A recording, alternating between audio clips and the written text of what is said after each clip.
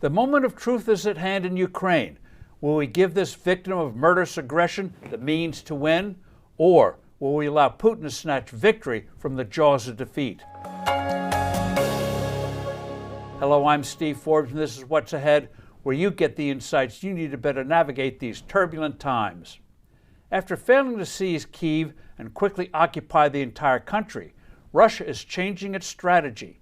It is now preparing a massive offensive in eastern and southern Ukraine. The war's biggest battles are coming.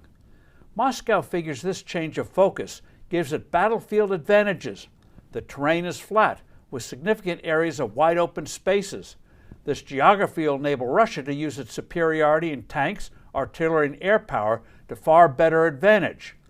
Ukraine brilliantly used guerrilla-like tactics in the more congested western part of the country to deadly advantage. That approach won't work as well here. Russia will also have far shorter supply lines, no strung-out convoys ripe for quick attacks. There will be one commander. Previously, there are 4 distinct groups. With no one in charge, effective coordination went out the window with disastrous results for the Russians.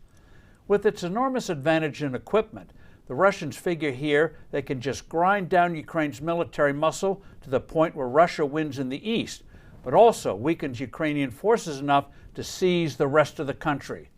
Will this change work? Only if we don't quickly massively supply Ukraine with the equipment it desperately needs: tanks, mobile long-range artillery, aircraft, anti-aircraft to negate Moscow's air superiority, anti-ship missiles to stop the Russian Navy from raining rockets on both civilians and Ukrainian supplies and formations. Prime Minister Boris Johnson braved a trip to Kyiv to visit President Zelensky. He promised the kind of supplies Ukraine badly needs. Neighboring nation Slovakia says it will send its S-300 air defense systems to Ukraine, but much more must be done immediately. Given the right types of weapons in sufficient number, Ukraine could expel the invader.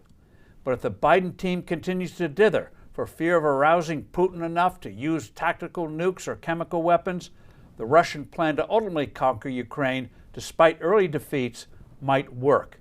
This would be a catastrophe for the free world. Putin would then go after Moldavia and Georgia, and after that, the Baltic states of Lithuania, Latvia, and Estonia.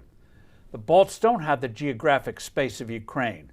Even though they're NATO members, Putin would make clear his nuclear threats, figuring Biden will blink. China will also take careful note that the U.S. and its allies don't have the will to win, even when given the opportunity to do so. This bodes big trouble in the future.